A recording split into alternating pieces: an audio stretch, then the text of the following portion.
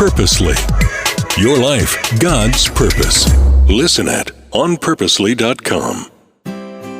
If you are feeling lost right now, you have come to the right place. You've hit the hope button. If you are feeling like you are adrift in life right now, like you're purposeless, I'm so glad you're here. If you are feeling adrift emotionally, like you're checked out, this podcast is for you. And if you are feeling adrift from the Lord, like you're far from God, welcome to the Bible for Busy People. I'm Erica, your host, and today's episode is just for you. We're telling the stories that Jesus told, and today we're going to dive right in. We're going to continue to bust the myth as we do that Bible stories are confusing. Jesus was actually very plain. He made his love and his passion for us so very clear. He did that on the cross when he showed us his love. He did it in his stories as well. So without further ado, join me right now in the Gospel of Luke, chapter 15, beginning in verse 1. Tax collectors and other notorious sinners often came to listen to Jesus teach. This made the Pharisees and teachers of religious law complain that he was associating with such sinful people, even eating with them. Okay, so I want to pitch a small tent here and tell you, Jesus understood that the religious people were angry that he was hanging out with sinners, with people who weren't right with God, with people who were feeling adrift and away from God. Okay, so verse 3. So Jesus told them this story. If a man has 100 sheep and one of them gets lost, what will he do? Won't he leave the 99 others in the wilderness and go to search for the one that is lost until he finds it? And when he has found it, he will joyfully carry it home on his shoulders. When he arrives, he will call together his friends and neighbors, saying, "Rejoice with me, because I have found my lost sheep." In the same way, there is more joy in heaven over one lost sinner who repents. And by the way, that word just means to turn around, to turn back toward God, to say you're sorry for what you've done and start fresh.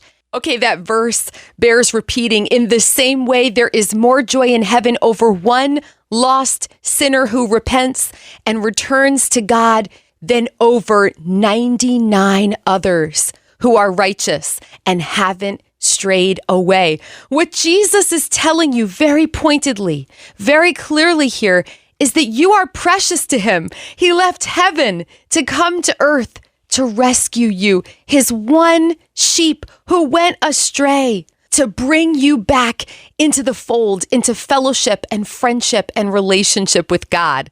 All right, Jesus is going to move on to another story here in verse 8. Or suppose a woman has 10 silver coins and loses one.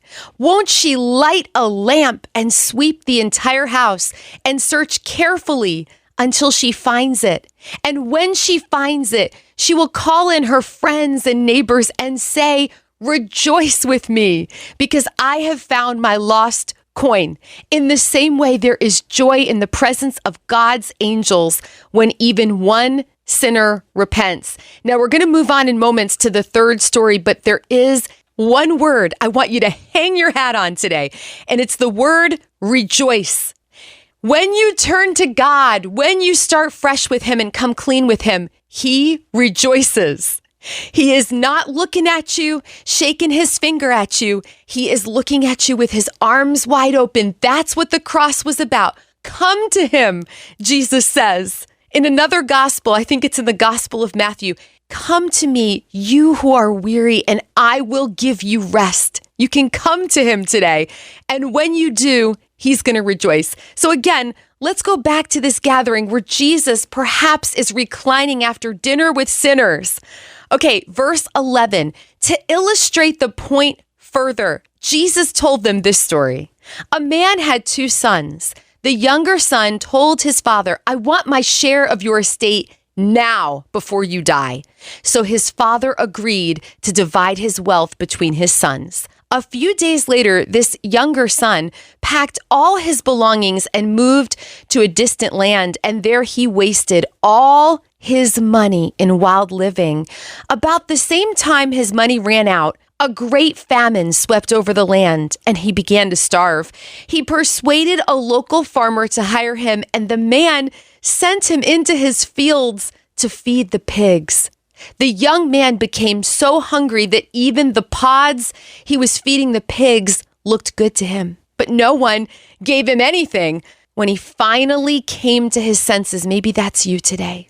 Maybe you're like the prodigal son in this story, and you're like, wait a minute. What am I doing so far away from God, my Father? All right, let's go back to the story. When he finally came to his senses, he said to himself, at home, even the hired servants have food enough to spare, and here I am dying of hunger.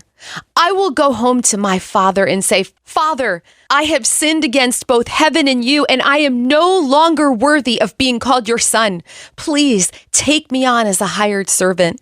So he returned home to his father, and while he was still a long way off, his father saw him coming. Catch this now, filled with love and compassion. He ran to his son, embraced him, and kissed him. His son said to him, Father, I have sinned against both heaven and you, and I am no longer worthy of being called your son. But his father said to the servants, quick, bring the finest robe in the house and put it on him. Get a ring for his finger and sandals for his feet, and kill the calf we have been fattening. We must celebrate with a feast, for this son of mine was dead and has now returned to life. He was lost, but now he is found. So the party began. More rejoicing, right? You can run into God's arms today. They are wide open, and he's smiling at you, not frowning. He's welcoming you home. You know, sometimes we humans, we get stuck in the lost and found box. We get lost and we just kind of drift to the bottom under all the old things, the old thoughts and emotions and coats. And then a hand comes, a nail-scarred hand, and pulls us out and says, I have found you. You are mine. I love you. Feel God's hand, the hand of Jesus, reaching out for you today, for you are loved. Thank you for making time for the Bible for Busy People today. If being part of this community is a blessing to you, it's super easy to share this podcast with someone you love. We're all about spreading the hope of Jesus like butter. So if you've got a moment to write a review, boy, we'd really appreciate that. Maybe you need a little prayer today, or you're ready to take that next step with God. I invite you to check out our show notes. You're going to find lots of encouragement there. This podcast is one branch on a tree called Purposely, a podcast network designed with practical podcasts to help you find and thrive in God's purpose for your life. If you've got a pulse, you've got a purpose.